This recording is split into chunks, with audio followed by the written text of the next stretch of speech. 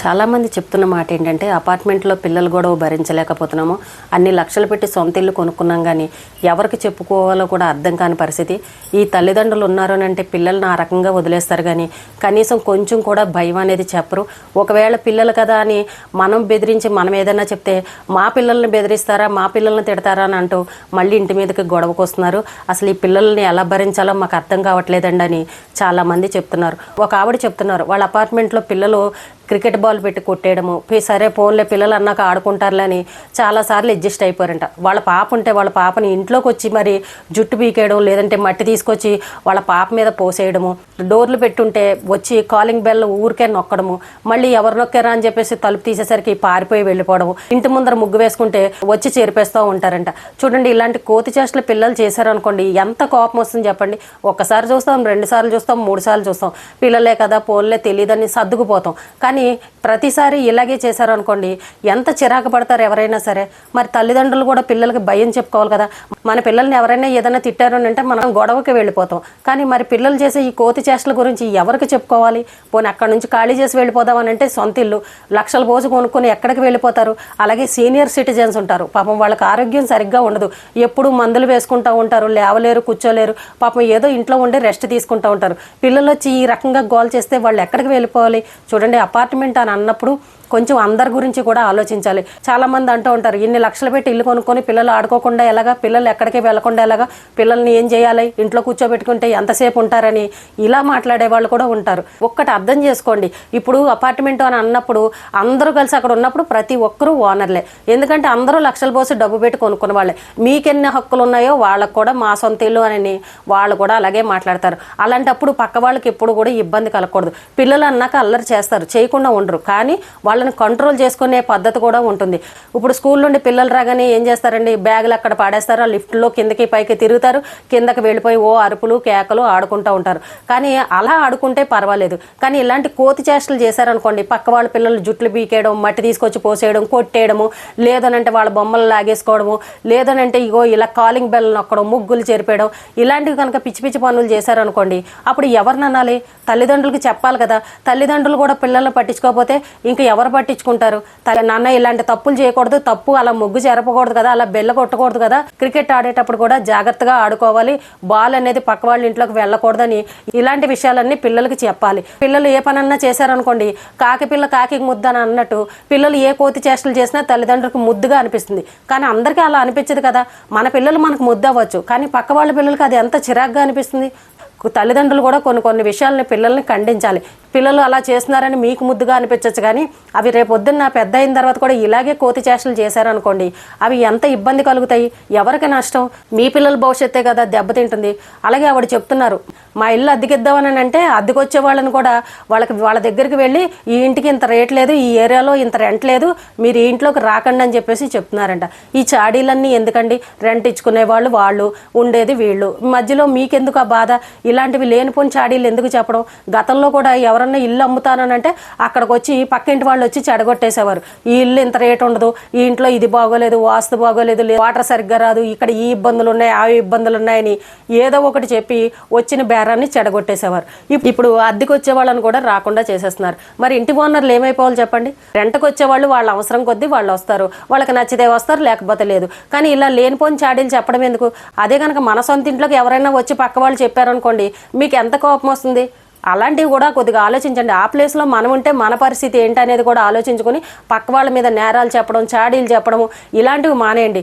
Owners అని అన్నప్పుడు చక్కగా అందరూ కలిసిమెలిసి ఉండాలి. మీ వేళ కొద్ది రోజులుండి ఖాళీ చేసి వెళ్ళిపోరు కదా. ఇప్పుడు రెంట్కున్న వాళ్ళు అనుకోండి నచ్చితే ఉంటారు, ఏదైనా తగాదా వచ్చి గొడవలు వచ్చాయి అనుకోండి, రెంట్ ఎక్కువైంది అనుకోండి, ఖాళీ చేసి ఇంకో ఇంటికి వెళ్ళిపోతారు.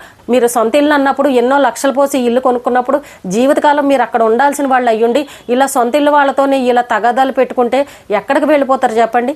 కాబట్టి పిల్లలు ఉన్న వాళ్ళని పిల్లల్ని ఆడుకోవద్దని ఎవరు అనరు, కానీ పిల్లల్ని కొంచెం కంట్రోల్లో పెట్టుకోండి. ఇలాంటి కోతి చేష్టలు మాత్రం చేయించనివ్వకండి. ఆవిడ ఇంకో మాట ఏం చెప్తున్నారనంటే, అయ్యో మా పాప బర్త్డే అని చెప్పేసి పిల్లల్ని పిలుస్తుంటే ఆ కేక్ కట్ చేయకుండానే కేక్ దగ్గరికి వెళ్ళి తీసుకుని నాకేయడము, కేక్నేమో కింద పాడేయడము, ఇలాంటివన్నీ చేస్తున్నారండి. మరే పోనీలే పిల్లలు తెలియదు కదా అని మేము ఒక కేక పెట్టి అలా చేయకూడదు తప్పు అని చెప్దామనంటే ఈ లోపు తల్లిదండ్రులకి కోపం వచ్చేస్తుంది. మా పిల్లల్ని ఇలా అంటారా అని రివర్స్లో గొడవకు వస్తున్నారు. మరి పిల్లలకి ఇలాంటి అలవాట్లు నేర్పించకూడదు కదా. తల్లిదండ్రులైనా సరే పిల్లలకి నాన్న ఇలా చేయకు ఇది తప్పు అని పిల్లలకి చెప్పాలి కదా.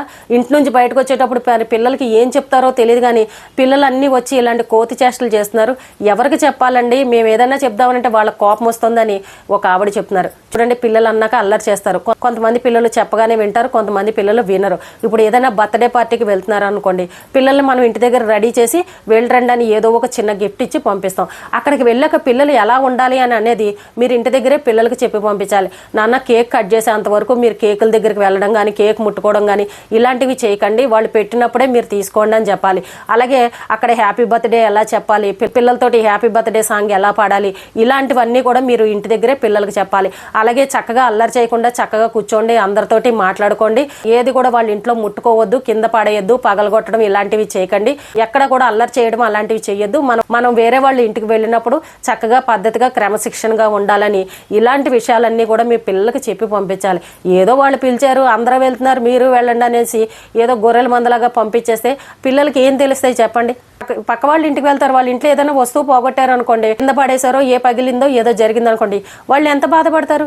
పిల్లలకి తెలియదు, కరెక్టే, కానీ మనం 1కి 4 సార్లు పిల్లలకి అన్నీ నేర్పించుకోవాలి. పిల్లలు అన్నాక తప్పు చేస్తారు కదా అని ఎన్నిసార్లు మాత్రం ఎవరైనా భరిస్తారు చెప్పండి? చాలా అపార్ట్మెంట్లో ఇదే గొడవ, పిల్లల గోల భరించలేకపోతున్నామండి అని సాఫ్ట్వేర్ ఉద్యోగులు కూడా చెప్తున్నారు. మేము ఇంట్లోంచి వర్క్ చేసుకుందామని అంటే ఈ పిల్లల గోల భరించలేకపోతున్నాం, ఫోన్ కాల్స్ కూడా మేము మాట్లాడలేకపోతున్నాం, చాలా డిస్టర్బెన్స్గా ఉంటుందని చెప్తున్నారు. కొంచెం తల్లిదండ్రులు కూడా పిల్లల్ని కొంచెం పట్టించుకోండి.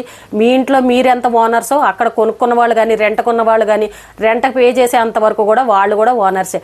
డబ్బులు కడుతున్నారు కదా నెల నెల, మరి అలా కట్టినప్పుడు ఇల్లు ప్రశాంతంగా ఉండాలి కదా.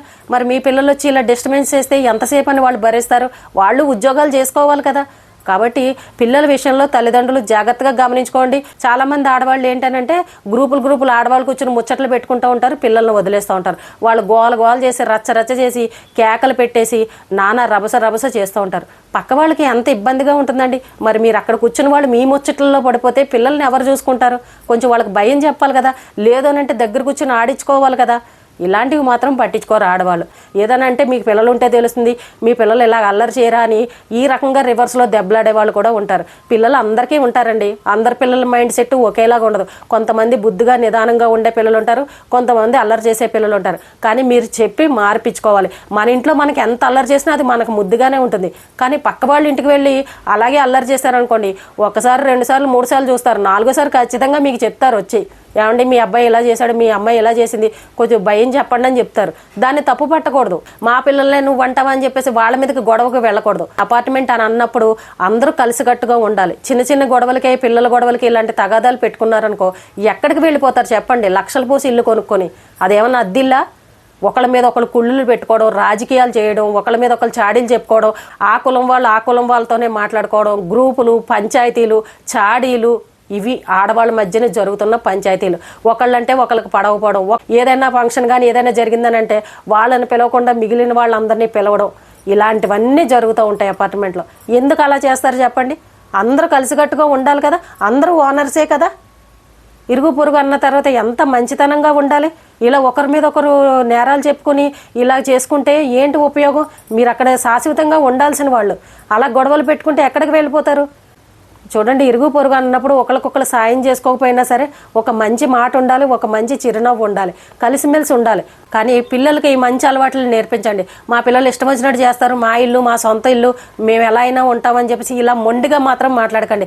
మీ పిల్లలకి మంచి అలవాట్లు నేర్పించుకున్నారనుకోండి, అది మీకే మంచిది. రేపొద్దున మీ పిల్లల భవిష్యత్తు బాగుంటుంది. కాబట్టి అపార్ట్మెంట్లో ఉన్నవాళ్ళు అందరూ ఓనర్సే, అందరూ సొంత వాళ్ళలాగా ఉండాలి. ఏ గొడవలు పెట్టుకోకూడదు. ఒకళ్ళని టార్గెట్ చేసి ఒకళ్ళ మీద నేరాలు చెప్పుకోవడం, ఒకళ్ళు ఇంట్లోకి రెంట్కి వస్తున్నారంటే వాళ్ళకి వీళ్ళు చాడీలు చెప్పడం, ఈ ఇల్లు కొనకండి అని అనడం, ఈ ఇంట్లోకి రెంట్ ఎంత లేదు మీరు రాకండి అని, ఇలాంటివి ఎందుకు చెప్తారు చెప్పండి? ఎవరి పనులు వాళ్ళు చూసుకోండి. నచ్చకపోతే ఒకే అపార్ట్మెంట్లో ఉండి ఇలా కనుక మీరు మాట్లాడుకున్నారనుకోండి, చూసిన వాళ్ళు కూడా ఏమనుకుంటారంటే ఈ అపార్ట్మెంట్ అంత దరిద్రం ఇంకొకటి లేరు, వీళ్ళల్లో ఉన్న వాళ్ళకి వీళ్ళకే పడదు, అసలు ఒకళ్ళ మీద ఒకళ్ళు చాడీలు చెప్పుకుంటారని నలుగురు 4 రకాలు చెప్పుకునే పరిస్థితి. శాశ్వతంగా ఉండేవాళ్ళు ఎప్పుడు కూడా మంచితనంగా ఉండాలి. ఇప్పుడు ఇండిపెండెంట్ హౌస్ ఉంటుంది, ఆ చుట్టుపక్కల ఆ వీధిలో ఉన్న వాళ్ళతో మీరు మంచితనంగా ఉండరా? అలాగే అపార్ట్మెంట్లో కూడా ఉండాలి, అలవాటు చేసుకోవాలి. ఎందుకంటే మనకి ఇంకొక ఆప్షన్ లేదు అని అన్నప్పుడు, ఇష్టపడి అపార్ట్మెంట్ కొనుక్కున్నప్పుడు మన ఇరుగు పొరుగు ఉన్న వాళ్ళతోనే మనం మంచితనంగా ఉండి చక్కగా స్నేహపూర్వకంగా ఉండాలి. ఇలాంటి గొడవలు పంచాయతీలు ఇలాంటివి పెట్టుకోకండి. పార్కింగుల దగ్గర, ఈ పిల్లల గొడవల దగ్గర, లిఫ్టుల దగ్గర, కుక్కల దగ్గర చెప్పుల దగ్గర ఎవరు ఏం పట్టుకుపోతారు చెప్పండి? లాస్ట్కి వచ్చేసరికి అందరం ఆకాసేపు అక్కడ అడ్జస్ట్ అవ్వాల్సిన వాళ్ళమే. వయసులో పెద్దవాళ్ళు అయ్యుండి, అన్నీ తెలిసిన వాళ్ళు అయ్యుండి, అనుభవం ఉన్న వాళ్ళు అయ్యుండి కూడా ఇలాంటి గొడవలు పెట్టుకుంటున్నారని అంటే చాలా విచిత్రంగా అనిపిస్తుంది. అపార్ట్మెంట్లో ఉన్నవాళ్ళు చిన్న చిన్న విషయాలకి తగాదాలు పెట్టుకోకండి. ఒక్కరినే టార్గెట్ చేసి వాళ్ళతో గొడవలు పెట్టుకోవడం, పంచాయతీలు పెట్టుకోవడం ఇలాంటివి మాత్రం ఎవ్వరూ చేయకండి.